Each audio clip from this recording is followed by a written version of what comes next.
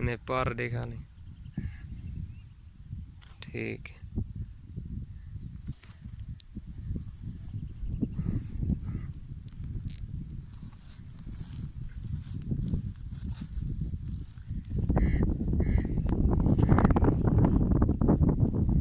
Road के लगी हुई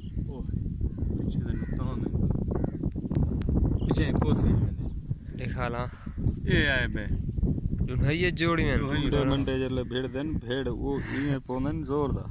अच्छा ये हेनी दुल्हई है में अस्सा ले रे। हां इने कोई दाने ते है को चंबी सही करे ने इनी गिच्ची दिखाना सही है। ये पर किया पर पक्के हुए। अच्छा ये है निकलू। हाँ सही है।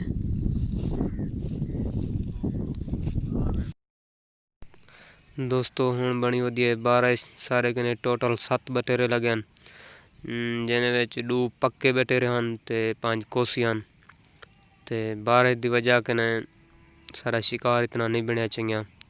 वाल मिलसूँ अगली वीडियो इंशाअल्लाह साकु दे इजाज़त। ओके खुदा।